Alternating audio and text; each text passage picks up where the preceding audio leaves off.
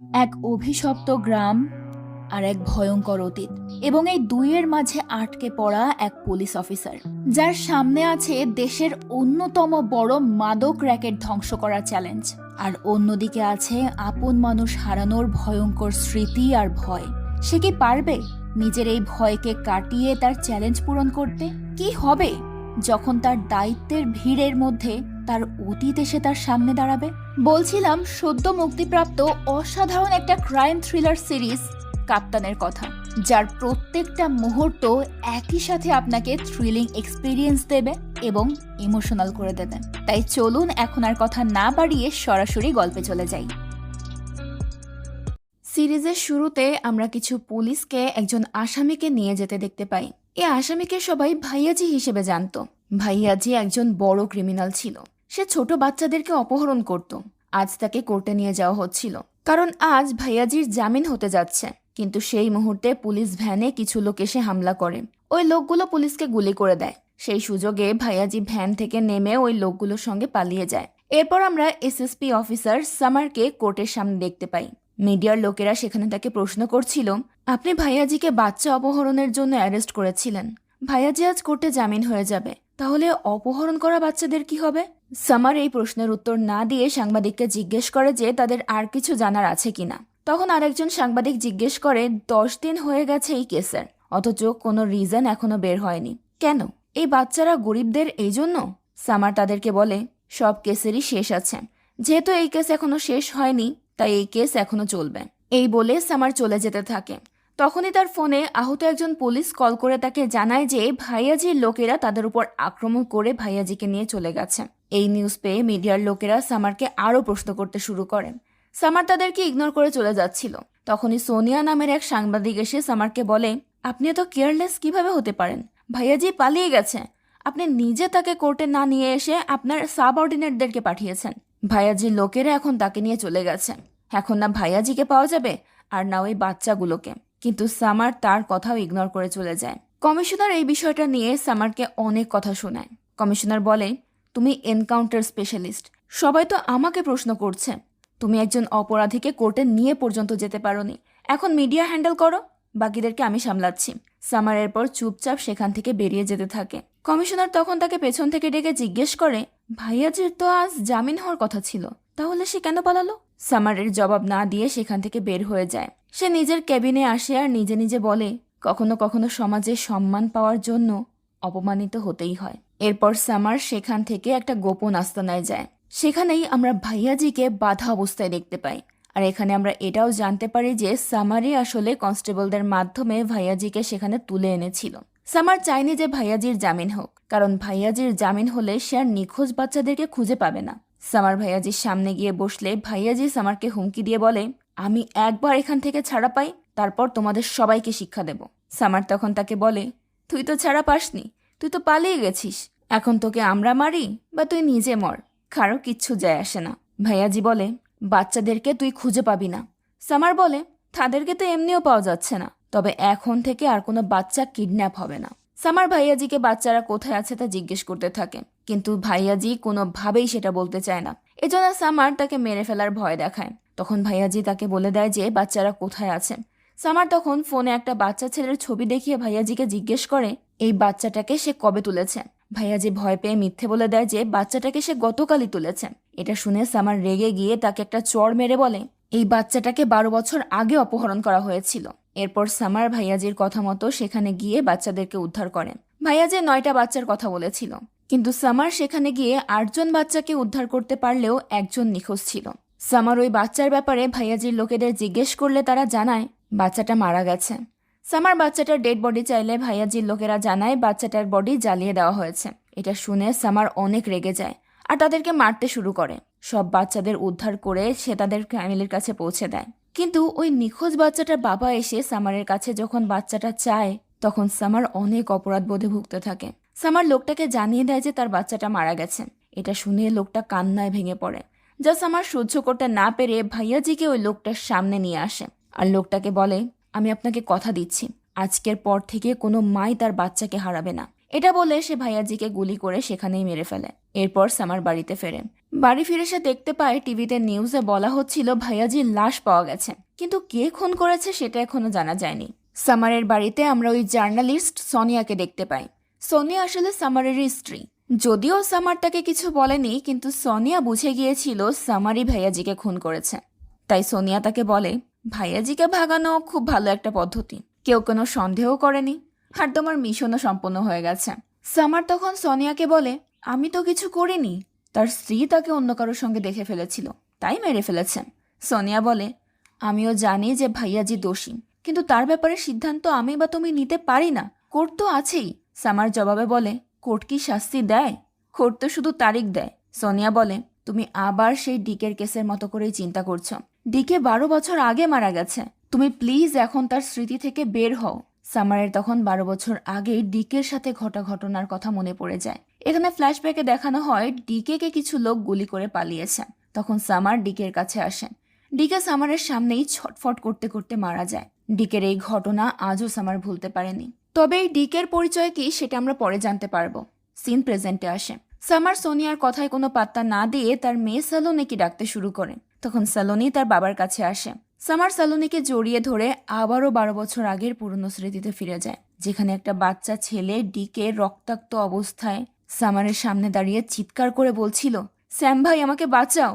Summer ওই বাচ্চাটার চিৎকার শুনে তাকে চারিদিকে খুঁজছিল, কিন্তু ততক্ষণে দুজন লোক এসে ওই বাচ্চাটাকে সেখান থেকে নিয়ে যায়। সেখানে আরো একটা ছোট্ট বাচ্চা ছিল, যে কিনা সামারের কাছে সাহায্য চাইছিল, কিন্তু সামার যতক্ষণে যায় ততক্ষণে ওই দুইজন লোক ওই বাচ্চাটাকেও তুলে নিয়ে যায়। এরপর আর সামার অনেক চেষ্টা করেও সেই বাচ্চাটাকে আর খুঁজে পায়নি। সেই ঘটনার 12টা বছর কেটে গেলেও ওই বাচ্চা দুটোর চিৎকার আজও সামারের কানে বাজে। এরই মাঝে সালোনি সামারকে বলে যে প্রিন্সিপাল স্যার সামারকে তাদের স্কুলের চিফ গেস্ট হিসেবে আসতে বলেছে। সামার তখন তাকে কথা দেয় যে সে স্কুলে যাবে। এতে সালোনি অনেক খুশি হয়ে যায়। সামার তার মেয়ের জন্য একটা বই নিয়ে এসেছিল, সে সেটা সালোনিকে পড়ার জন্য দেয়। সামার সব সময় তার মেয়ের জন্য অনেক কঠিন ভাষার বই আনতো, যা সোনিয়ার একদম ভালো লাগতো না। এজন্য সোনিয়া তাকে বলে, তাকে বাচ্চার মতোই থাকতে দাও, তাকে নিজের মতো করে বানিও না। সামার এরপর তার রুমে চলে যায়। এখানে আমরা সামার আর সোনিয়ার মধ্যে অনেকটা দূরত্ব দেখতে পাই, আর তাদের এই দূরত্বের কারণ ছিল সামারের কঠিন স্বভাব আর তার সেই কঠিন অতীত। সোনিয়া অনেক চেষ্টা করেও সামারকে সেই অতীত থেকে এখনো বের করতে পারেনি। এরপর আমরা বিজনেসম্যান শাহিনকে দেখতে পাই। শাহিন জোয়ালাবাদ শহরে বেআইনিভাবে মদ বিক্রি করত। মুন্না নামের একজন বিজনেসম্যান ছিল তার কম্পিটিটর। শাহিন ছিল অনেক প্রভাবশালী একজন মাদক ব্যবসায়ী। মুন্না আগে শাহিনের হয়ে কাজ করত, কিন্তু পরে একজন প্রভাবশালী রাজনৈতিক নেতার সাহায্য পেয়ে বর্তমানে মুন্না এই ব্যবসায় শাহিনকেও টক্কর দিয়ে যাচ্ছে। শাহিনের সমস্ত লোক ধীরে ধীরে মুন্নার অধীনে চলে যায়। এরপর মুন্না জোয়ালাবাদের শাহিনকে সরিয়ে নিজে বিজনেস শুরু করে, যার কারণে তারা বর্তমানে একে অপরের শত্রু। শাহিন এখন যে কোনোভাবে জোয়ালাবাদ ফেরত চায়। শাহিনের সঙ্গে 3টা ছেলে ছিল, তাদের মধ্যে কবির নামের ছেলেটা ছিল তার ডান হাত। জোয়ালাবাদ ফিরিয়ে আনার দায়িত্ব শাহিন কবিরের ওপর দেয়। কবির শাহিনকে বলে, আপনি আমাকে রাস্তা থেকে তুলে এনে আপনার কাঁধে বসিয়েছেন, আমি কখনো আপনার মাথা ঝুঁকতে দেব না। এদিকে আমরা মুন্নাকে দেখতে পাই। কবির মুন্নার লোকেদেরকে মারধর করে তার আনা সমস্ত মদের বোতল ভেঙে দিয়েছিল। কবির মুন্নার বড় ভাই টিল্লুকেও মেরেছিল, যার কারণে টিল্লু মুন্নার কাছে নালিশ করে আর কবিরকে মেরে ফেলতে বলে। আসলে মুন্নার বড় ভাই টিল্লু কিছুটা বোকা স্বভাবের ছিল, যার কারণে মুন্নাই সবকিছু সামলাতো। মুন্না মালামালের দায়িত্ব যে দুজন লোককে দিয়েছিল, সে রেগে তাদের দুজনকে গুলি করে মেরে ফেলে। এরপর মিনিস্টার সাংঘাবান মুন্নাকে কল করে তার বাড়িতে আসতে বলে। এই সাংঘাবান সিং এর প্রভাবের কারণেই মুন্না তার বিজনেসে এত বড় হতে পেরেছে।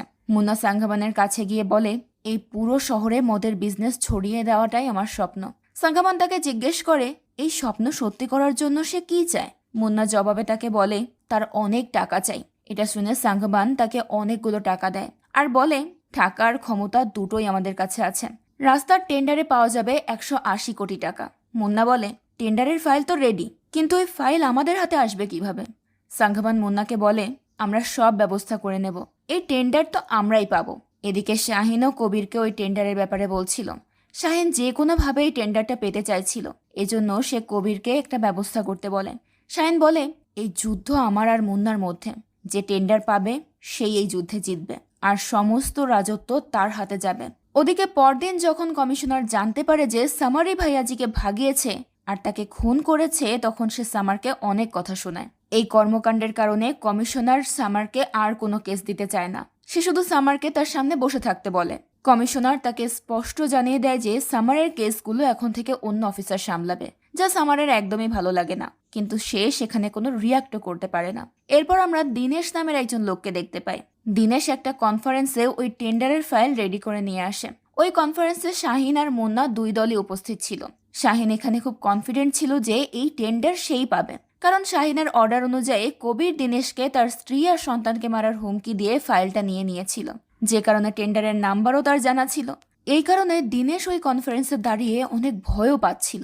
কিন্তু শেষমেশ দেখা যায় এই টেন্ডারটা চলে যায় মুন্নার কাছে, যা দেখে শাহিন অনেক রেগে যায় আর সেখান থেকে বেরিয়ে এসে কবিরকে কল করে। কিন্তু কবির তার ফোন রিসিভ করে না, যার কারণে শাহিন কবিরের ওপর অনেক রেগে যায়। কিন্তু কবির তো দীনেশের বিশ্বাসঘাতকতার জন্য তাকে মারতে তার অফিসে এসেছিল। কবির তার রুমে গিয়ে দেখে মুন্নার লোকেরা অলরেডি দীনেশকে মেরে ফেলেছে। এটা দেখে কবির ছুটে বাইরে বের হয়, আর তখনই সামনে ডিএসপি প্রীত সিং তার টিম নিয়ে কবিরকে অ্যারেস্ট করতে আসে। কবির পুলিশ দেখে সেখান থেকে পালাতে থাকে, কিন্তু পুলিশ তাকে ধাওয়া করতে শুরু করে। কবির পালানোর কোনো পথ না পেয়ে শেষে পুলিশের সঙ্গেই মারামারি শুরু করে দেয়। শাহিন বুঝতে পেরেছিল কবির দীনেশের অফিসে আছেন, এজন্য সেও সেখানে চলে আসে। মারামারির সময় প্রীত কবিরের হাতে একটা গুলি করে দেয়। কবির প্রীতের সঙ্গে ফাইট করতেই যাচ্ছিল, তখন শাহিন কবিরকে ডাকতে থাকে। কবির ছাদের উপর থেকে শাহিনকে সেখানে দেখে ছাদ থেকে লাফ দিয়ে নিচে নেমে আসে। শাহিনকে তখন মুন্নার লোকেরা চারপাশ থেকে ঘিরে ধরেছিল, সাথে পুলিশের লোকেরাও ছিল। তারা শাহিনকে মারতে যাচ্ছিল, কিন্তু কবির সেখানে সবাইকে মেরে শাহিনকে তাদের হাত থেকে বাঁচিয়ে নেয়। রাতের বেলা সামার এক্সারসাইজ করতে বের হয়। তখনই সেখানে তার এক ইনফর্মার রাঘব তার সঙ্গে দেখা করতে আসে। সামার তাকে জোয়ালাবাদের শুটিংয়ের ব্যাপারে জিজ্ঞেস করে। রাঘব তাকে জানায় যে সেখানে দিনের আলোয় শুটিং হয়েছে, আর তাতে 4 জন পুলিশ মারা গেছে, সাথে আরও 3 জন মানুষ মারা গেছে। এছাড়াও 2 জন এখন শোচনীয় অবস্থায় হসপিটালে ভর্তি। আর সেখানকার ডিসিপি প্রীত সিং। এটা শুনে সামার বলে, হো, রেডি সিংঘম? রাঘব জানায়, হ্যাঁ, আসলে ওই এলাকাতেও বাচ্চাদের নিখোঁজ হওয়ার খবর পাওয়া গিয়েছিল। এই কারণেই সামার রাঘবকে ওই এলাকার উপর নজর রাখতে বলেছিল। তো রাঘব জানায় যে ওইখানে শুধুমাত্র বাচ্চারাই নয়, 18-20 বছরের মানুষও নিখোঁজ হয়। সামার তখন আপসেট হয়ে বলে, এটা তো খুব ভালো, তাহলে ওখানেই যাওয়া যাক। ওখানে আর কাউকে জবাব দিতে হবে না। রাঘব এটা বুঝতে পেরে সামারকে জিজ্ঞেস করে যে বাচ্চাটা মারা গেছে, ওই বাচ্চাটা বানির বয়সের ছিল, তাই না? বানির কথা শুনে সামার আরও আপসেট হয়ে যায় আর বলে, এই ঘটনার অনেক দিন হয়ে গেছে, আমি এসব ভুলে গেছি, এবার তুমিও ভুলে যাও। এরপর সামার চলে যায়। যে বাচ্চাটার চিৎকার সামারের কানে এখনো বাজে, সেই বাচ্চাটার নামই আসলে বানি, যে কিনা ডিকের সাথে ওই দিন ছিল। সামার মুখে স্বীকার না করলেও তার মনে এখনো বানির স্মৃতি রয়ে গেছে। এদিকে আমরা ডিএসপি প্রীত সিংকে মুন্নার সঙ্গে তাস খেলতে দেখি। প্রীত আসলে মুন্নার সঙ্গেই যুক্ত ছিল। মুন্নার কথাতেই সে দীনেশের খুনের দায় কবিরের ওপর চাপাতে চেয়েছিল, কিন্তু এতে 4 জন কনস্টেবলও মারা গেছে। এর ক্ষতিপূরণ হিসেবে সে মুন্নার থেকে অনেক টাকা নিয়ে নেয়। পরদিন সিএম সমস্ত পুলিশ অফিসারদেরকে নিয়ে একটা কনফারেন্সে বসেন। সেখানে সে বলে, জোয়ালাবাদে 4 জন পুলিশ গুলিতে মারা গেছে। মদের দোকান তো সেখানে ফুচকার দোকানের মতো হয়ে গেছে, কিন্তু পুলিশ এখনো নীরব। বাড়াবাড়ি কিছু হওয়ার আগেই এসব থামাতে হবে। এখানে সামার কিছু বলার জন্য হাত তোলে, কিন্তু সিএম তাতে পাত্তা দেয় না, যার কারণে সামার নিজেই উঠে দাঁড়িয়ে বলে, আমি জোয়ালাবাদের চার্জ নিতে চাই। সিএম তাকে বলে, আমি জানি বাচ্চাদের বাঁচানোর জন্য ভাইয়াজি কিভাবে পালিয়েছিল। আপনি সিস্টেম চালান আর আমি সিস্টেম বানাই, কিন্তু সমস্যা হলো জোয়ালাবাদে গুলি চালানো লোকের কোনো প্রয়োজন নেই। এমনিও এদিকে হিউম্যান রাইটসের লোকেরা এনকোয়ারি শুরু করার জন্য পাগল হয়ে গেছে। এখান থেকে কোনোভাবেই পালানো যাবে না। সামার তখন সিএম এর কাছে 6 মাস সময় চায় এবং তাকে আশ্বস্ত করে যে এই 6 মাসের মধ্যে জোয়ালাবাদের চেহারা একদম পাল্টে দেবে, কিন্তু সিএম তাতে রাজি হয় না। সামার তখন তার কাছে 4 মাসের সময় চায় জোয়ালাবাদের ল অ্যান্ড অর্ডার আগের মতো করার জন্য। আর যদি সামার সেটা করতে না পারে, তাহলে সে হিউম্যান রাইটসের মুখোমুখি হতে প্রস্তুত। এই কথা শুনে সিএমও রাজি হয়ে যায় এবং সামারকে 4 মাসের জন্য জোয়ালাবাদে ট্রান্সফার করা হয়। সামার সেদিন বাড়িতে গেলে সেলোনি তার কাছে আসে। আজ তো সামারের তার স্কুলে যাওয়ার কথা ছিল, কিন্তু সামার তার কাজের জন্য সেখানে যাওয়ার সময় পায়নি। ভুলেই গিয়েছিল মেয়েটার কথা, যার কারণে সোনিয়া আজ অনেক রেগেছিল। সামার আজও তার মেয়েকে একটা হিস্ট্রি বই দেয়। সামার সোনিয়াকে জানায় যে 4 মাসের জন্য তাকে জোয়ালাবাদ ট্রান্সফার করা হয়েছে, কিন্তু সোনিয়ার এটা একদম ভালো লাগে না। তবু পরদিন তার স্ত্রী সন্তানকে বিদায় জানিয়ে জোয়ালাবাদের উদ্দেশ্যে বেরিয়ে যায়। কবির শাহিনকে বলে, আমি দীনেশকে মারিনি। শাহিন বলে, আমি জানি, কিন্তু পুলিশ তো জানে না। এখানে এক নতুন অফিসার এসেছে, সেও তাদেরই একজন। তুমি কি সব সামলাতে পারবে? কবির শাহিনকে বলে, আমরা কোথাও যাব না, জলাবাদ আমাদেরই থাকবে। শাহিন এতে অনেক রেগে যায়, কারণ কবির শুধুমাত্র মুখেই বলে সেই কথাগুলো, কাজে করে না। এদিকে সামার 4জন পুলিশের মৃত্যুর কেসটা নিয়ে ইনভেস্টিগেশন করছিল। সে সমস্ত পুলিশকে জিজ্ঞেস করে এই রিপোর্টটা কে লিখেছিল। তখন প্রীত বলে এই রিপোর্টটা সে লিখেছে। সামার বলে আমরা যে রিপোর্ট বানাই সেটা চাই না, বরং যেটা আমরা হাইড করি আমার সেই রিপোর্ট চাই। প্রীত বলে সব বয়ান আমি নিজেই নিয়েছি, কবিরই দিনেশকে মেরেছে। শাহিনী টেন্ডার পায়নি, এজন্য দিনেশকে মারার জন্য কবির এসেছিল। ওই সময় আমাদের মধ্যে গোলাগুলি হয়েছে, আর ওই গুলিতেই পুলিশ সহ সাধারণ মানুষ মারা গেছে।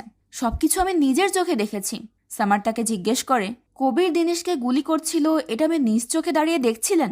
প্রীত বলে না, মানে সে যে মেরে পালাচ্ছিল সেটা দেখেছি। পরদিন সাংঘাবান মুন্নাকে বলে ডামরুকে দিয়ে এবার জমি দখল করা শুরু করে দে, তুই নিজে করিস না, না হলে কিন্তু 180 কোটি টাকার টেন্ডার হাত থেকে বেরিয়ে যাবে। এরপর মুন্না তার রাইট হ্যান্ড ডামরুকে জোয়ালাবাদের সাধারণ মানুষের জমি দখল করতে বলে। ডামরুও তার কথা মতো কাজে লেগে যায়। সাধারণ জনগণ নিজেদের জমি দখল করতে দেখে তাদেরকে বাধা দেয়, কিন্তু মুন্না তাদেরকে জানায় যে এই জমি এখন তাদের। গ্রামের একজন শিক্ষিত লোক, যাকে সবাই মাস্টারজি বলে জানতো, সে মুন্নাকে স্পষ্ট জানিয়ে দেয় যে সে জোর করে এই জমি দখল করতে চাইলে তারা সবাই পুলিশের সাহায্য নেবে। মুন্না এতে অনেক রেগে যায়, যার কারণে ডামরু একটা গাড়ি নিয়ে কৃষকদের সমস্ত ফসল নষ্ট করে দেয়। এতে গ্রামবাসী ছুটে এসে তাদেরকে বাধা দিলে ডামরু তার উকিল নিয়ে এসে মাস্টারজিকে দলিল দেখিয়ে বলে এই জমি এখন আমার নামে। ডামরু জালিয়াতি করে ওই সমস্ত জমি নিজের নামে করে নিয়েছিল। মাস্টারজি বুঝতে পারছিল না এসব কিভাবে হয়ে গেল, তারও কিছু করার ছিল না।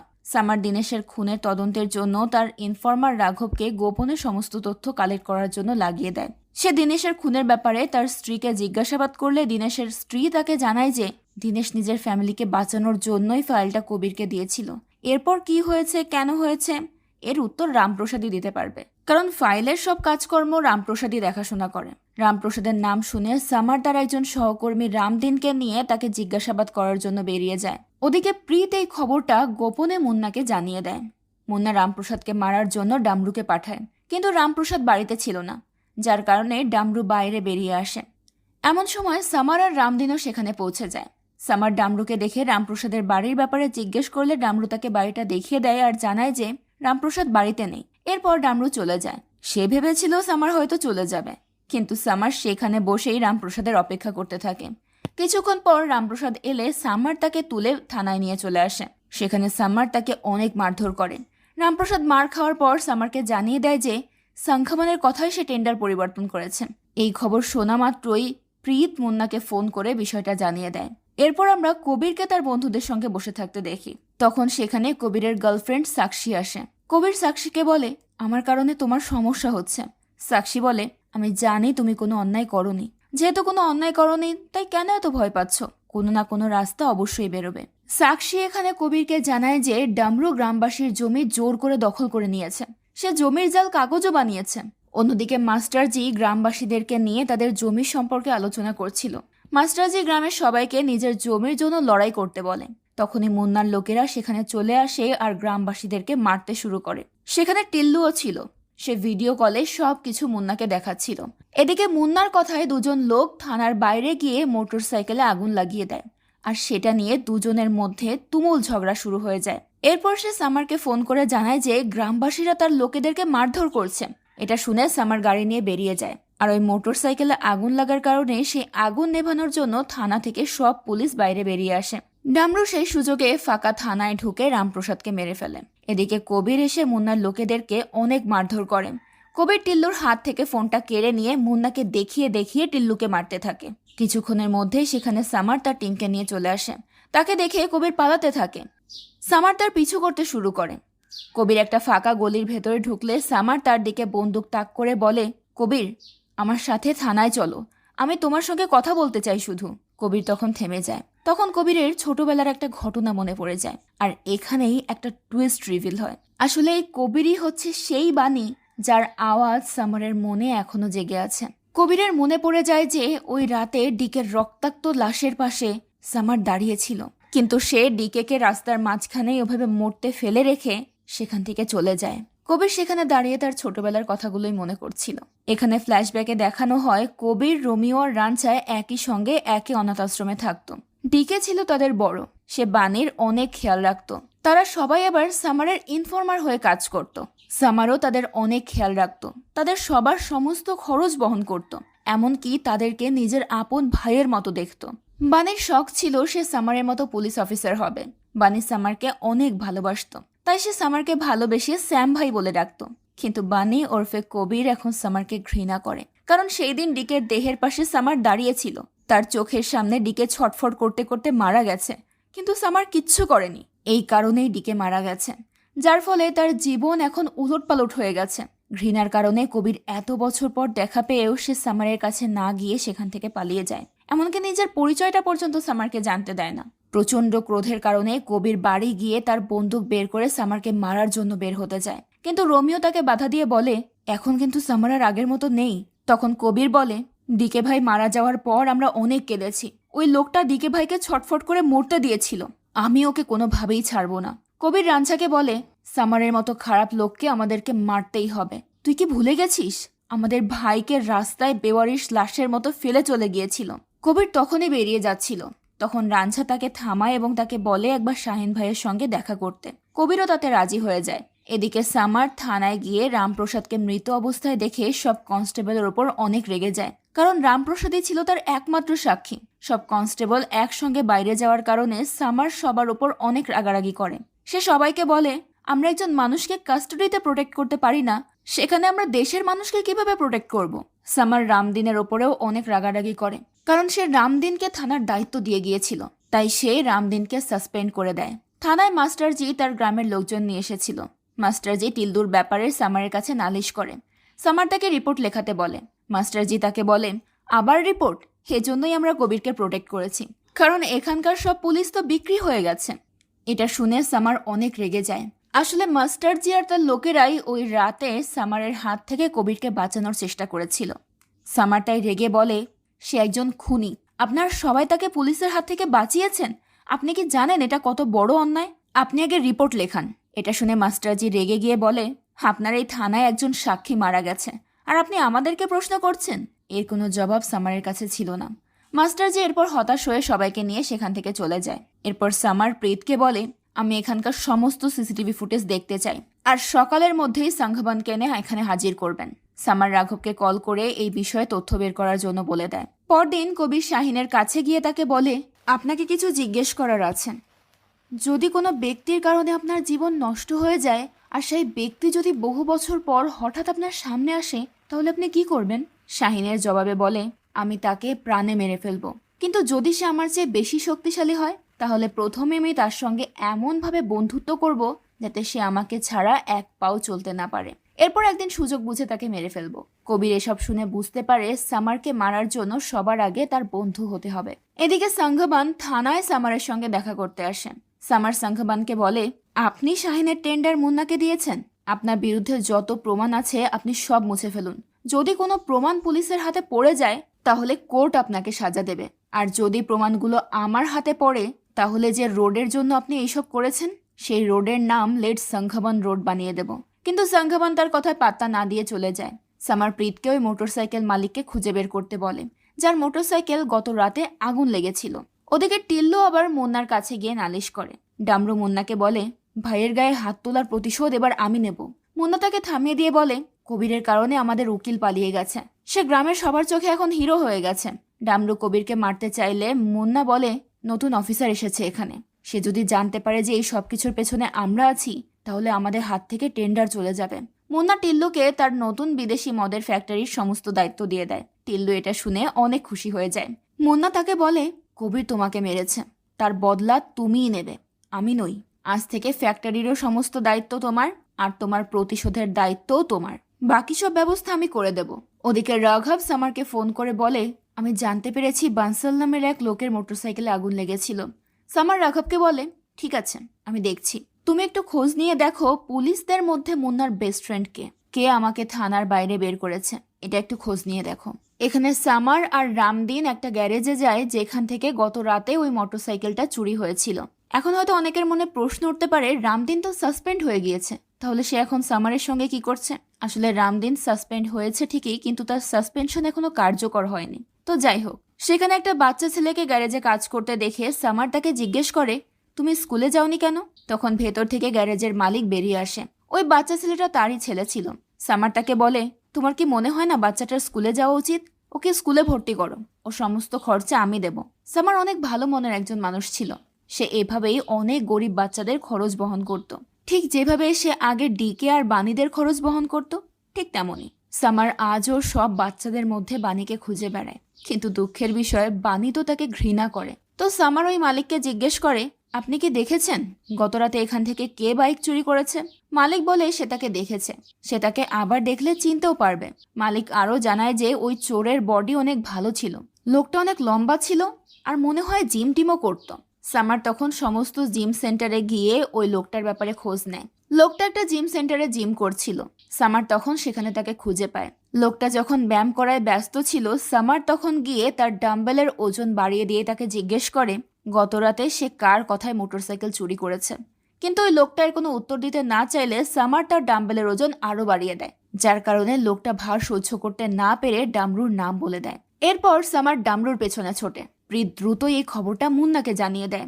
সামার ডামরুকে ধরতে পুলিশ ফোর্স নিয়ে সরাসরি মুন্নার বাড়িতে চলে যায়। তার সাথে প্রীতও যায়। ওদিকে মুন্না তো আগে থেকেই সামারের আসার খবর পেয়ে গিয়েছিল, তাই সামার বাড়িতে ঢোকা মাত্রই মুন্নার সব সার্ভেন্টরা তাকে ফুল দিয়ে স্বাগত জানায়। এরপর সামার মুন্নার কাছে যায় আর তাকে বলে, রামপ্রসাদকে জেলখানায় তুই মেরে ফেলেছিস, তাই না? অনেক ভালোই গেম খেলেছিস তুই। আমাকে থানা থেকে বের করে ডামরুকে ভেতরে পাঠিয়েছিলেন, কিন্তু আমি তো সাক্ষী পেয়ে গেছি। এটা শুনে মুন্না তার পাশে থাকা একটা লোককে চড় মেরে সামারের সামনে জিজ্ঞেস করে, তোকে কে মেরেছে? লোকটা জবাবে বলে, প্রীত ম্যাডাম মেরেছে। মুন্না বলে, কিন্তু প্রীত ম্যাডাম তো এখানে দাঁড়িয়েই আছে। লোকটা তখন বলে, আমি তো কোর্টে এটাই বলবো। মুন্না ওই লোকটার মাধ্যমে সামারকে বোঝাতে চায় যে সে চাইলেই সাক্ষী বদলাতে পারে। সামার তখন ওই লোকটাকে নিজেই একটা চড় মেরে দেয় আর প্রীতকে তাকে অ্যারেস্ট করতে বলে। এরপর সামার মুন্নার হাত থেকে তাসের কার্ডগুলো নিয়ে তাকে সেখান থেকে একটা কার্ড তুলতে বলে। মুন্না তখন জোকারের একটা কার্ড তুলেছিল। সামার এটা দেখিয়ে তাকে বলে, এটা হলি তুই। এরপর সে নিজের জন্য একটা রাজার কার্ড তুলে বলে, এটা হলাম আমি। এরপর সামার মুন্নার সামনে থেকে ডামরুকেও ধরে নিয়ে থানায় চলে আসে। সামার ডামরুকে রিমান্ডে নিয়ে প্রচণ্ড মারধর করতে শুরু করে। তখনই সোনিয়া সামারকে কল করেন। সামার কলটা রিসিভ করলে সোনিয়া তাকে বলে, তুমি দ্রুত ট্রান্সফার করিয়ে এখানে চলে এসো। রামপ্রসাদ, মুন্না এরা খুবই তুচ্ছ, এরা একটা পেয়াদা মাত্র।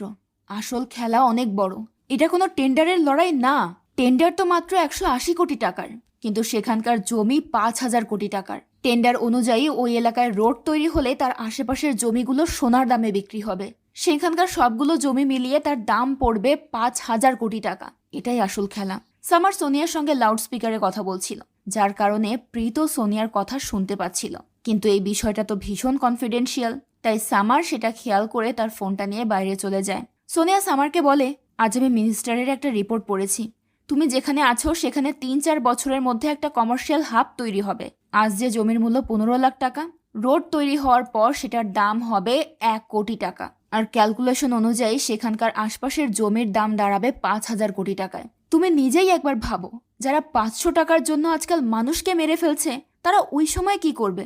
সামার বলে, এজন্যই তাহলে জমি দখল করা হচ্ছে। সোনিয়া সামারকে দ্রুত সেখান থেকে চলে আসতে বলে, কিন্তু সামার মানুষকে এভাবে বিপদে রেখে ময়দান ছেড়ে পালাতে রাজি হয় না। এদিকে রাতের বেলা ওই গ্রামেরই একটা লোক তার মেয়ে গুড়িয়ার সঙ্গে বসে গল্প করছিল। তখনই মুন্না তার বাড়িতে এসে হাজির হয়। মুন্নাকে দেখে লোকটা ভীষণ ঘাবড়ে যায়। মুন্না লোকটার মেয়েকে একটা হেডফোন আর কিছু টাকা দিয়ে বলে, যা ইচ্ছে কিনে নিও। আর এই হেডফোনটা তুমি চেয়েছিলে না, এটা তোমার উপহার। গুড়িয়া তখন মুন্নার কাছে আরো 100 টাকা চায়। মুন্না তখন তাকে 100-র জায়গায় 300 টাকা দিয়ে দেয়। এরপর গুড়িয়ার বাবা চুপচাপ গুড়িয়াকে নিয়ে সেখান থেকে বেরিয়ে যায়। গুড়িয়ার মা কিন্তু ওই সময় বাড়ির ভেতরেই ছিল। আমি জানি এখানকার এই বিষয়টা নিয়ে অনেকের মনে অনেক প্রশ্ন তৈরি হবে, একটু অপেক্ষা করুন, ধীরে ধীরে সব কিছু পানির মতো পরিষ্কার হয়ে যাবে। তো এরপর আমরা শাহিদ নামের একটা লোককে দেখতে পাই। বলে রাখি, এটা কিন্তু শাহিন না, শাহিদ। তো এই শাহিদ ছিল আসল লোক যে কিনা সংঘাবানের মাধ্যমে মুন্নাকে এই রোডের কন্ট্রাক্ট দিয়েছেন। তো একদিন সংঘাবান শাহিদের সঙ্গে দেখা করতে যায়। শাহিদের পার্টনার বিপিন সংঘাবানকে বলে, আপনাকে দিয়ে কোনো কাজ হচ্ছে না, এখনো তো রোডের কাজই শুরু হলো না। আমার মনে হয় না আপনাকে দিয়ে আর আপনার ওই মোটরম্যান মুন্নাকে দিয়ে কিছু হবে। বিপিন সাঙ্ঘাবানকে 15 দিনের সময় দেয় আর বলে 15 দিনের মধ্যে যদি রোডের কাজ শুরু না হয় তাহলে আপনি নিজে এমএলএ প্রকাশ সিং এর সঙ্গে আমাদের মিটিং ফিক্স করবেন। এটা শুনে সাঙ্ঘাবান খুব আপসেট হয়ে পড়ে। বিপিন সাঙ্ঘাবানের সঙ্গে তার একজন লোককে পাঠায় যে কিনা তাকে এই 15 দিনের সমস্ত বিষয়ে রিমাইন্ডার দেবে। সাঙ্ঘাবান মুন্নার কাছে গিয়ে বলে 15 দিনের মধ্যে যদি আমরা কাজ শুরু করতে না পারি তাহলে টেন্ডার আমাদের হাত থেকে চলে যাবে। মুন্না বলে চিন্তা করবেন না, 15 দিনের মধ্যেই কাজ শুরু হয়ে যাবে। সাঙ্ঘাবান হতাশ হয়ে বলে কিভাবে হবে, ডামরু জেলে, তোর হাতের সমস্ত পাওয়ার চলে যাচ্ছে মুন্না। তখন মুন্না বলে 15 দিন নয়, মঙ্গলবারের মধ্যেই আমি জমির সমস্ত দলিল সাইন করিয়ে আপনার হাতে দেব। পরদিন আমরা কবিরকে ছাদের ওপর একা বসে থাকতে দেখি। রোমিও কবিরের কাছে এসে বলে তুই কি ভাবছিস? কবির বলে সামারের উইক পয়েন্ট কি সেটাই ভাবছি, ওর কাছাকাছি যাওয়ার জন্য উইক পয়েন্ট জানাটা জরুরি। রাঞ্চা তখন কবিরকে বলে এসব বাদ দে, কিন্তু কবির তাতে রাজি হয় না। তার মনের মধ্যে তো প্রতিশোধের আগুন দাউ দাউ করে জ্বলছিল। ওদিকে প্রীত সামারকে বলে মাস্টারজি এফআইআর লিখতে চায় না, পুরো গ্রামবাসী কবিরের পাশে দাঁড়িয়েছে, কবিরের শক্তি এখন অনেক বেড়ে গেছে। রাতের বেলা মুন্নার লোকেরা মাস্টারজিকে বাড়ি থেকে তুলে এনে একটা জায়গায় নিয়ে আসে। মুন্না সেখানে মাস্টারজিকে বলে আপনি যদি ভালোই ভালো জমিটা লিখে দিতেন তাহলে তো আর এসব হতো না। মাস্টারজি তাকে জিজ্ঞেস করে কি হতো না? মুন্না তখন মাস্টারজির গলায় দড়ি পেঁচিয়ে গাছের সঙ্গে ঝুলিয়ে দেয়। এখানে আমার মাস্টারজির পুরো ফ্যামিলিকে ঝুলন্ত অবস্থায় দেখতে পাই। মুন্না সমস্ত গ্রামবাসীর সামনে মাস্টারজি এবং তার পুরো পরিবারকে মেরে ফেলেছিল। এটা দেখে গ্রামের বাকিরা ভয়ে মুন্নার কথা মতো জমি তার হাতে তুলে দিতে রাজি হয়ে যায়। পরে সামার মাস্টারজির ফ্যামিলির লাশ ইনভেস্টিগেশন করতে আসে। গ্রামবাসীরা তখন ভয় পেয়ে তাকে জানায় যে সবাই ডামরুর ভয়ে আত্মহত্যা করেছে। প্রীত তাদেরকে বলে ডামরু তো আমাদের কাস্টাডিতে, সে ভয় দেখাবে কিভাবে? সে এসব করেনি। কিন্তু গ্রামবাসীরা এতটাই ভয় পেয়েছিল যে তারা কোনোভাবেই মুন্নার নাম বলে না। সেখানে অনেক মিডিয়ার লোকজনও ছিল।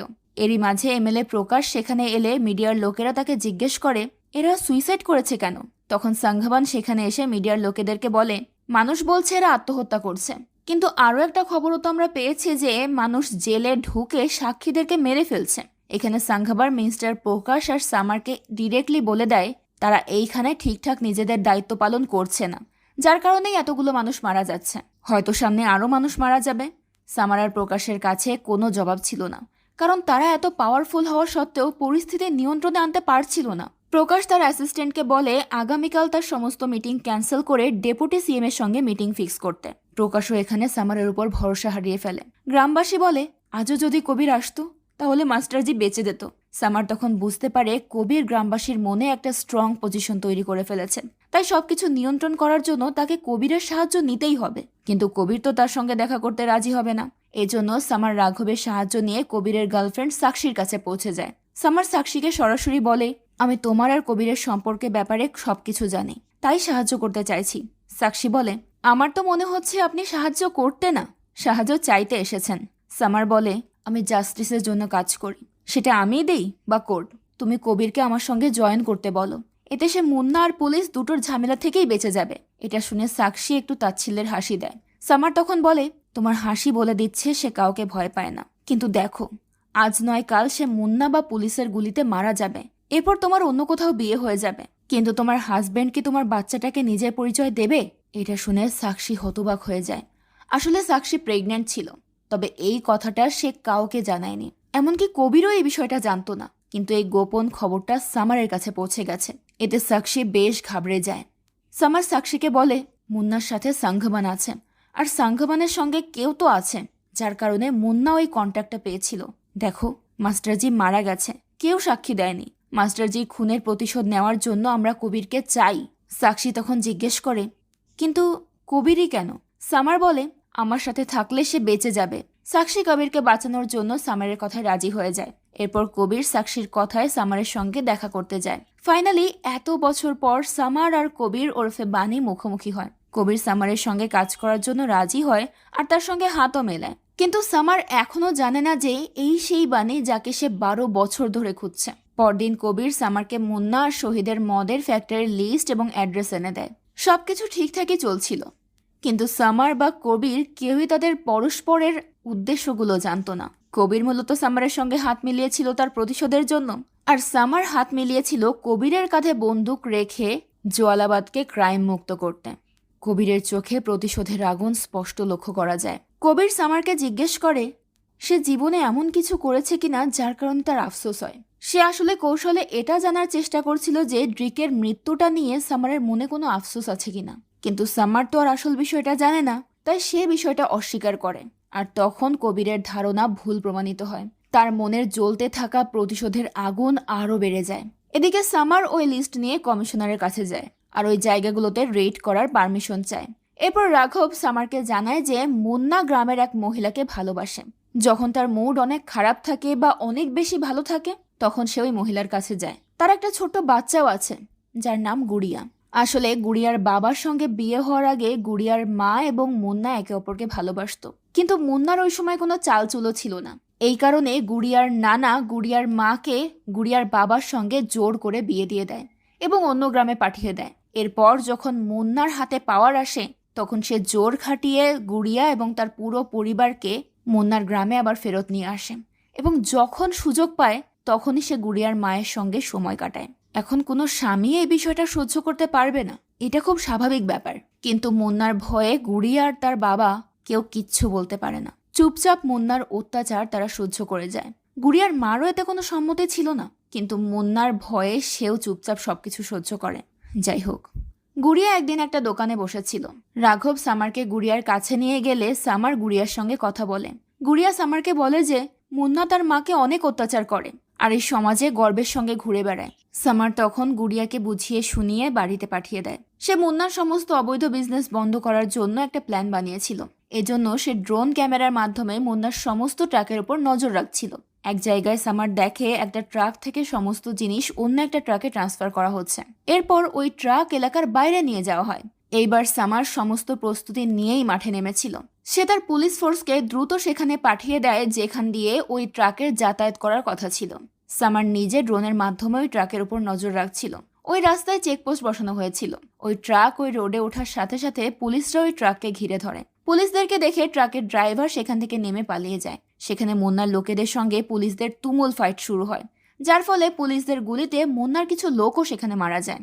এরপর পুলিশ মুন্নার সমস্ত মদের বোতল বাজেয়াপ্ত করে ফেলে। তারপর সামার কবিরকে কল করে বলে, যখনই তুমি ফ্যাক্টরির ভেতর ঢোকার সুযোগ পাবে তখনই তুমি সেখানে বম ব্লাস্ট করে দেবে। কবিরও তার কথা মতো সেখানে ঢুকে একে একে সবাইকে মেরে তারপর বম ব্লাস্ট করে দেয়। এদিকে সিএম সামারকে কল করে ডামরুকে ছেড়ে দিতে বলে। এখন সিএম এর কথা তো মানতেই হবে, তাই সামার ডামরুকে ছাড়িয়ে নিয়ে সবার আগে ওই গ্রামবাসীদের কাছে যায় আর সে গ্রামের সব মানুষকে ডামরুকে মারতে বলে। মাস্টার যে খুন হওয়ার পর থেকেই গ্রামবাসী অনেক ক্ষিপ্ত হয়েছিল, তাই তারা ডামরুকে হাতের কাছে পেয়ে গণপিটুনি দিতে শুরু করে। এরপর সামার তাদেরকে সঙ্গে নিয়েই মুন্নার বাড়িতে যায়। মার খেয়ে বেচারা ডামরুর অবস্থা অনেক খারাপ হয়ে গিয়েছিল। সামার মুন্নার কাছে এসে বলে, আমাদের কাছে কোনো প্রমাণ ছিল না, তাই আমরা ডামরুকে ছেড়ে দিয়েছি। সামার আবার গ্রামবাসীকে জিজ্ঞেস করে, আচ্ছা মাস্টার জি আর তার পরিবারকে যেন কে খুন করেছে? তখন সবাই একযোগে বলে, ডামরু খুন করেছে। সামার তখন মুন্নাকে বলে, এটাই তো তুমি চেয়েছিলে তাই না? দেখো আমি কি সুন্দর প্রমাণ পেয়ে গেলাম। এটা বলেই সামার মুন্নার সামনে ডামরুর পায়ে গুলি করে দেয়। এরপর সে সবার সামনে ডামরুকে নিয়ে আবার চলে যায়, কারণ এখন তো তার কাছে সাক্ষী এবং প্রমাণ দুটোই আছে। সামার চলে যাওয়ার পর মুন্না কাউকে কল করে বলে, কাল সন্ধ্যার মধ্যে আমি বাড়ির সামনে সামারের লাশ দেখতে চাই। সামার মুন্নার সমস্ত মদ বাজেয়াপ্ত করে তার বিজনেস বন্ধ করে দেওয়ার ফলে সে জোয়ালাবাদের সবার চোখে হিরো হয়ে যায়। চারিদিকে সামারের কাজের প্রশংসা করা হচ্ছিল, সব পুলিশ তাকে সম্মান দিচ্ছিল, এমনকি সিএমও সামারের উপর অনেক সন্তুষ্ট হয়, কারণ সামার তার কথা রাখতে পেরেছে। সামার মদের বিজনেস বন্ধ করার সাথে সাথে মাস্টারজির খুনিকেও ধরে ফেলেছিল। এদিকে কবির একটা মদের বোতল নিয়ে শাহিনের কাছে যায় আর তাকে সেই মদ টেস্ট করায় এবং বলে, অবশেষে আমরা আমাদের অধিকার ছিনিয়ে নিয়েছি, এখন জোয়ালাবাদে শুধু আমাদের বিজনেস চলবে। শাহিন এবার কবিরের উপর সন্তুষ্ট হয়। মুন্না সামারকে মারার জন্য 3 জন গুন্ডাকে হায়ার করেছিল। ওই গুন্ডাদের ব্যাপারে সামার জানতে পেরে দ্রুত রাঘবকে কল করে, কিন্তু রাঘব তার ফোনটা তোলে না, যার কারণে সে প্রীতকে কল করে এই ব্যাপারে জানায় যে মুন্না তার জন্য 3 জন লোককে হায়ার করেছে। সেদিন আবার প্রকাশ সিং এর একটা সম্মেলন হওয়ার কথা ছিল, তাই সামার প্রীতকে বলে, আজকের সম্মেলনে কিছু একটা ঘটতে চলেছে। প্রীত যেহেতু মুন্নারই দলের লোক, তাই সে মুন্নাকে এই ব্যাপারটা ইনফর্ম করে দেয়। প্রীত মুন্নাকে এটা করতে বারণ করে, কারণ সামারের পজিশন এখন হাই, তাই সামারের কোনো ক্ষতি হলে তারা সমস্যায় পড়বে। সামার অনেক চেষ্টা করেও ওই গুন্ডাদের ব্যাপারে কিচ্ছু জানতে পারে না। এজন্য সে হসপিটালে ডামরুর কাছে গিয়ে এই ব্যাপারে জিজ্ঞেস করতে থাকে, কিন্তু ডামরু এইসব ব্যাপারে কিছুই জানতো না। এরপর সামার কবিরকে ডেকে তার সঙ্গে কথা বলে। সামার কবিরকে প্রশ্ন করে, যদি তোমার কাউকে খুন করতে হয় তাহলে তুমি কি করবে? কবির প্রথমে ইতস্তত বোধ করলেও পরে সে বলে, প্রথমে আমি তার কাছাকাছি যাব, তাকে ভালোভাবে জানার চেষ্টা করব, এরপর আমি তাকে খুন করব।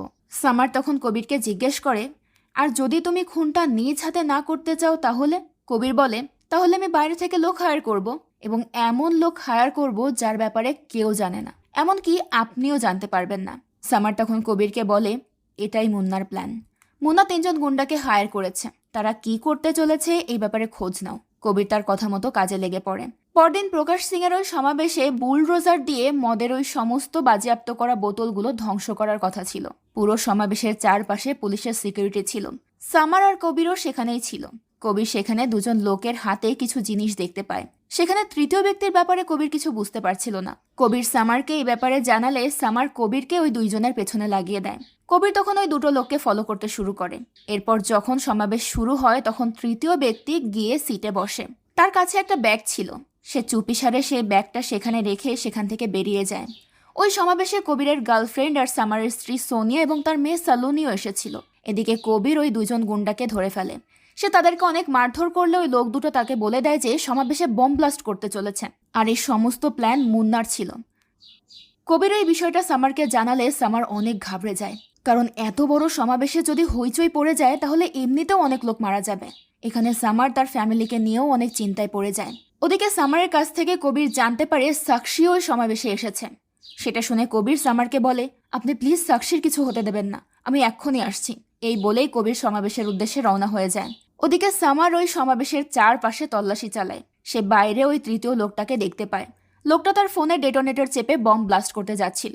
সামার কবিরের কাছ থেকে আগেই জেনে গিয়েছিল যে ওই বমের রিমোট মোবাইলের মাধ্যমে কন্ট্রোল করা হবে।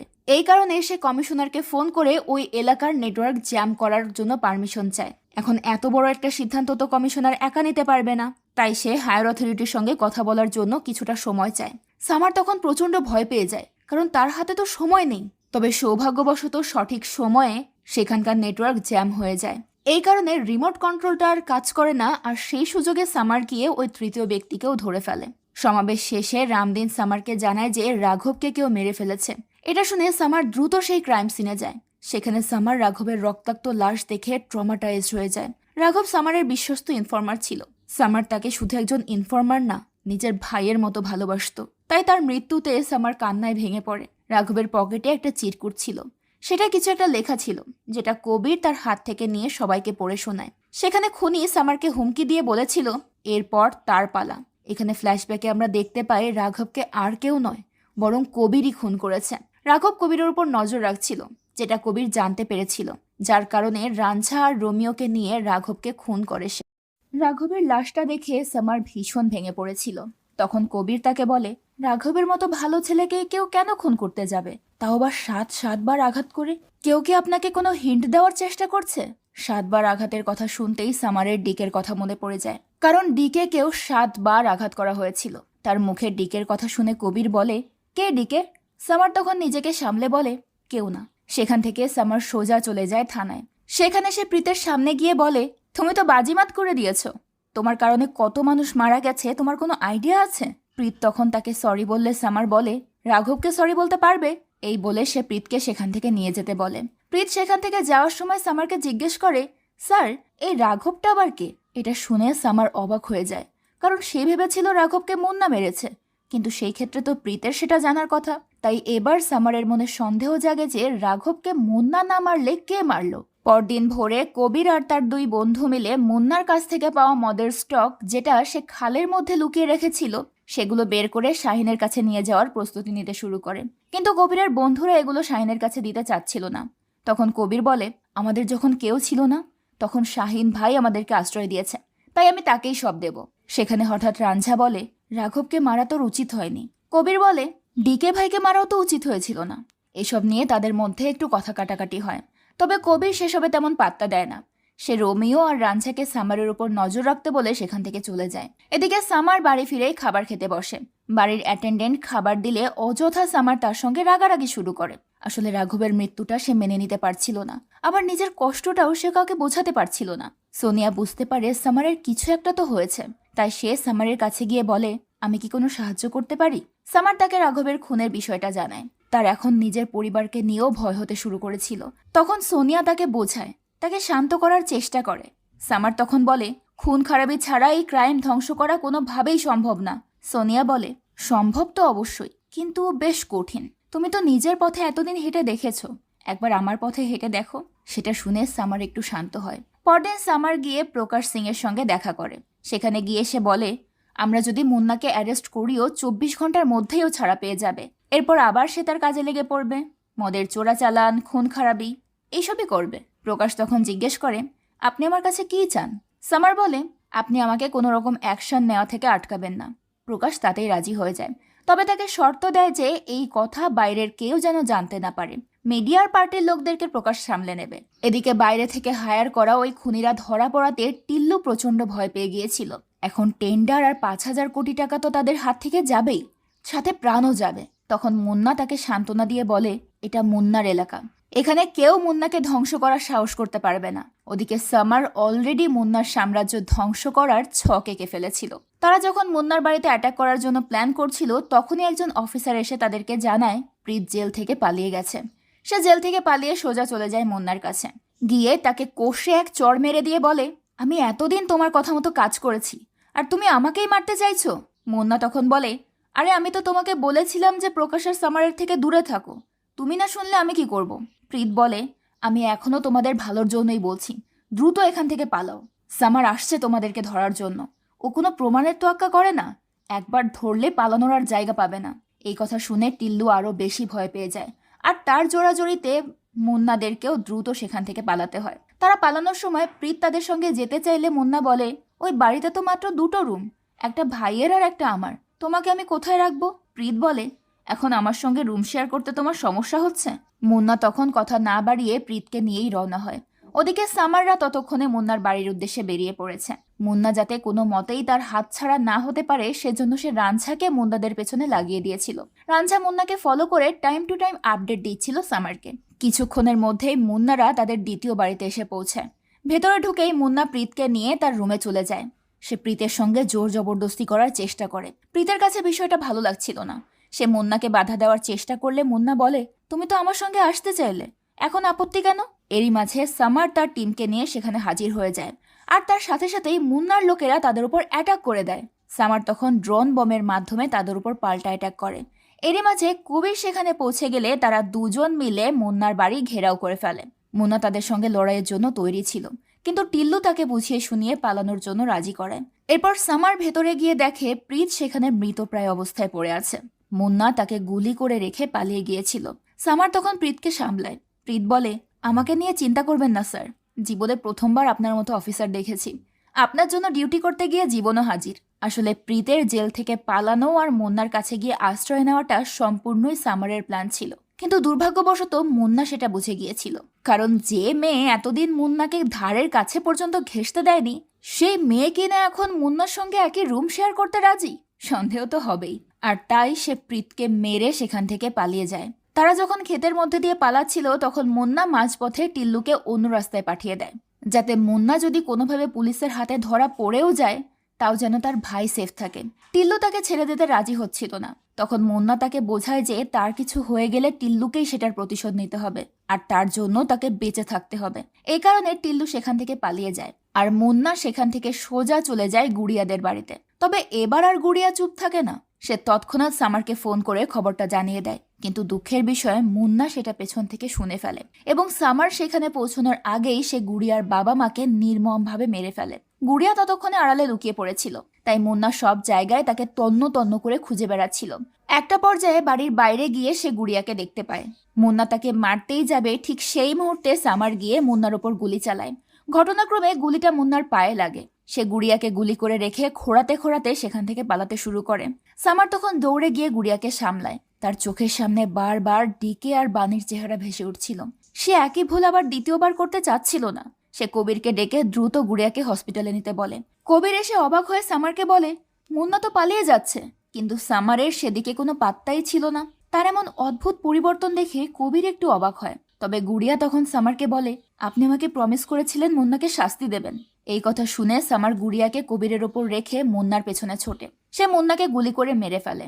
এরপর দ্রুত গুড়িয়াকে নিয়ে পৌঁছে যায় হসপিটালে। সামার প্রচণ্ড ভয় পেয়ে গিয়েছিল। সে কবিরকে বলে, গুড়িয়া বাঁচবে তো? কবির তখন কঠিন কণ্ঠে বলে, না, বাঁচবে না। আর যদি বাঁচেও, তাহলে এরপর সে যে জীবন পাবে তার থেকে এখনই মরে যাওয়া ভালো। হয়তো মেয়েটাকে ধরে নিয়ে গিয়ে কোথাও বেঁচে দেওয়া হবে, আর নয়তো তাকে দিয়ে জোরপূর্বক অনৈতিক কাজ করানো হবে। সামার তার কথা শুনে হতবাক হয়ে যায়। তখন কবির বলে, যাদের বাবা মা থাকে না তাদের সঙ্গে এমনটাই হয়। ছেলেদেরকে ধরে নিয়ে গিয়ে গুন্ডা বানিয়ে দেওয়া হয়, আর মেয়েদেরকে ব্যবসায় নামানো হয়। সামার তখন অবাক হয়ে জিজ্ঞেস করে, কে তুমি? কবির বলে, তুমি কে? তোমার মধ্যে এত পরিবর্তন কিভাবে এলো? আজকে গুড়িয়ার জন্য তুমি মুন্নাকে ছাড়তে রাজি হয়ে গিয়েছিলে। ডিকের সময় তোমার এই ইমোশন কোথায় ছিল? ফাইনালি সামার জানতে পারে যে কবিরই বাণী। সে কবিরকে বোঝানোর চেষ্টা করে যে ডিকে বাঁচানোর সে অনেক চেষ্টা করেছে, এমনকি বাণীকেও সে খোঁজার অনেক চেষ্টা করেছে, কিন্তু কোথাও পায়নি। তবে বাণী তার কথা বিশ্বাস না করে সেখান থেকে চলে যায়। ওদিকে টিল্লু এবার শাহিনের কাছে আশ্রয় নেয়। সে শাহিনকে তার জমি জমা ব্যবসা সবকিছু দিয়ে দিতে চায়, এমনকি টেন্ডারও। শাহিন সেটা শুনে খুব খুশি হয়ে যায়। তাছাড়া টিল্লু যে শুরু থেকেই বোকাশোকা এটা সবাই জানতো, তাই শাহিন তাকে নিজের কাছে রাখতে রাজি হয়ে যায়। অন্যদিকে রাতে সামার বাড়ি ফিরে মন খারাপ করে বাণীর ছবিটা নিয়ে বসেছিল। তখনই সেখানে সোনিয়া চলে আসেন। সে হতাশ হয়ে জিজ্ঞেস করে, তুমি আবারও বাণীর ছবি দেখছো? ওর ব্যাপারে কোনো খোঁজ পেলে? সামার বলে, হ্যাঁ, পেয়েছি। এই কথা শুনে সোনিয়া খুব এক্সাইটেড হয়ে যায়। সে জিজ্ঞেস করে, কোথায় আছে ও? কেমন আছে? সামার তখন তাকে কবিরের বিষয়টা জানায়। সবকিছু শোনার পর সোনিয়া নিজেও খুব কষ্ট পায়। কবির ডিকের মৃত্যুর জন্য সামারকে দায়ী করছিল, যেখানে সামারের কোনো দোষই ছিল না। তখন সোনিয়া তাকে বোঝায় যে তার দোষ আছে ঠিকই, কিন্তু সে সেটা মানতে পারে না।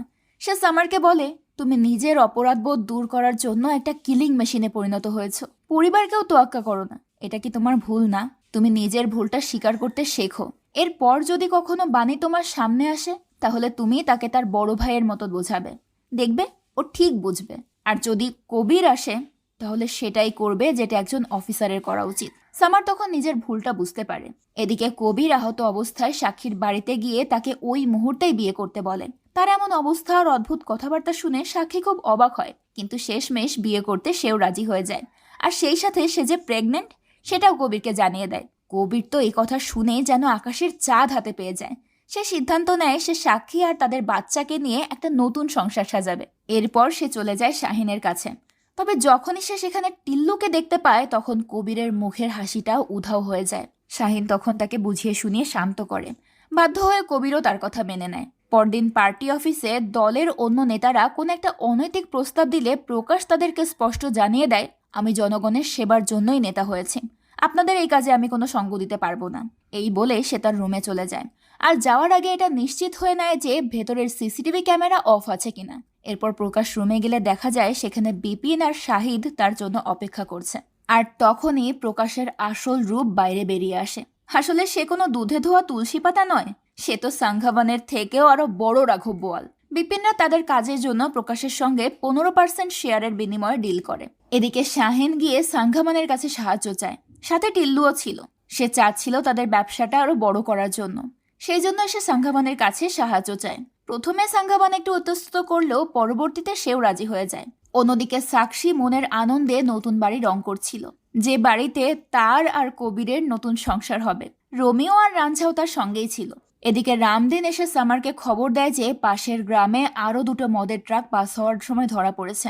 এখানে একটা কথা বলে রাখি, রামদিন সাসপেন্ড হয়েছিল ঠিকই, কিন্তু এই অপমান সে মেনে নিতে পারেনি। তাই সে সামারের কাছে এসে আর একটা সুযোগ চাইলে সামার তার সাসপেনশন ওঠানোর ব্যবস্থা করেন, এবং রামদিন তখন থেকে মন দিয়ে তার ডিউটি করতে থাকে। তো রামদিনের কথাটা শুনে সামার খুব অবাক হয়, কারণ ওই মদগুলোতে ইথানল পাওয়া গেছে, যেটা মুন্না ব্যবহার করত। কিন্তু মুন্না তো এখন নেই, তাহলে ইথানলের বিজনেস এখন কে করছে?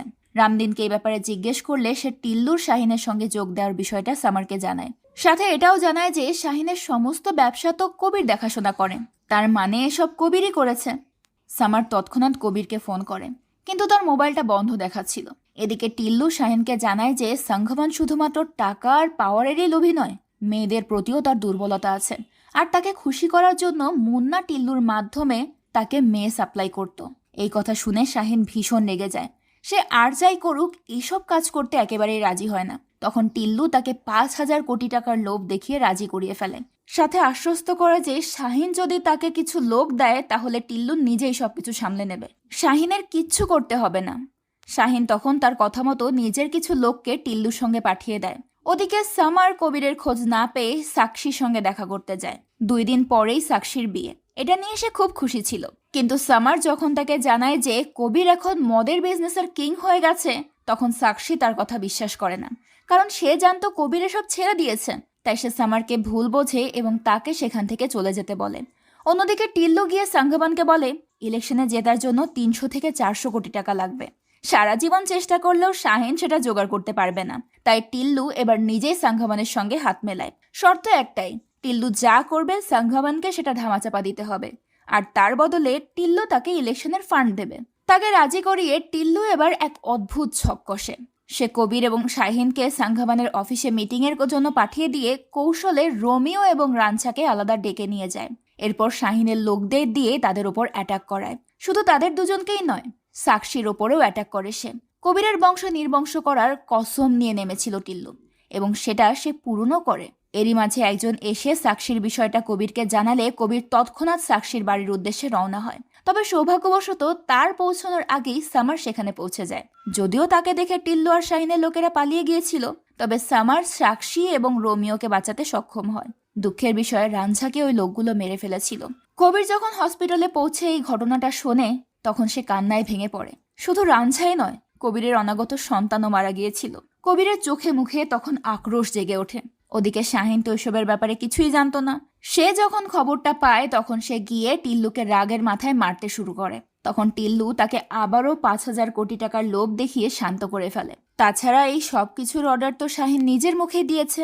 এখন সে আদৌ কিছু জানতো কি জানতো না সেটা তো দেখার বিষয় না। যত কিছুই হোক, ফাঁসবে তো শাহিনই। এই কথা শুনে শাহিন হতবাক হয়ে যায়। সে ভাবতেও পারেনি টিল্লুর মতো একটা হাবাগোবা লোক এত ভয়ঙ্কর প্ল্যান বানাতে পারে। ওদিকে কবির গিয়ে রাগের মাথায় সামারের সঙ্গে লড়াই শুরু করে দেয় আর বলে, তুমি একটা কুফা, যেখানে যাও মৃত্যুকে সঙ্গে নিয়ে যাও। তোমার কারণে ডিকে মারা গেছে, আর এখন আমার ভাইয়ের মতো রাঞ্ঝা আর সন্তানটাও মারা গেল। তুমি আমার জীবন ধ্বংস করে দিয়েছ। সামার বুঝতে পেরেছিল কবির এগুলো মন থেকে বলছে না, এগুলো তার মনে জমা থাকা রাগ বলছে। তাই সে বুঝিয়ে শুনিয়ে কবিরকে শান্ত করে। এরপর তারা 2 ভাই মিলে সিদ্ধান্ত নেয় টিল্লু আর শাহিনের সাম্রাজ্য ধ্বংস করবে। পরদিন সাংঘাবান গিয়ে বিপিন আর শাহিদের সঙ্গে দেখা করে। তাদের কাছে জানতে চায় তারা সাংঘাবানের সঙ্গে যোগাযোগ করছে না কেন। বিপিন তখন তাকে স্পষ্ট জানিয়ে দেয় তারা প্রকাশের সঙ্গে হাত মিলিয়েছে, যেটা সাংঘাবানের একদম পছন্দ হয় না। সেও তাদেরকে বলে, তাসের গাড্ডির জোকারকে কিন্তু শুধু হাসানোর কাজেই ব্যবহার করা হয় না, খেলোয়াড়দেরকে কাঁদানোর কাজেও ব্যবহার করা হয়। আমার কাছেও এরকম একটা জোকার আছে, সময় মতো ঠিক সামনে আনবো। এটা বলেই সে সেখান থেকে চলে যায়। তবে বিপিন এটা বুঝতে পারে না সে কোন জোকারের কথা বলছে। এরই মাঝে সামার একটা প্রেস মিটিংয়ে মুন্নার সমস্ত কালোবাজারির কথা তুলে ধরেন।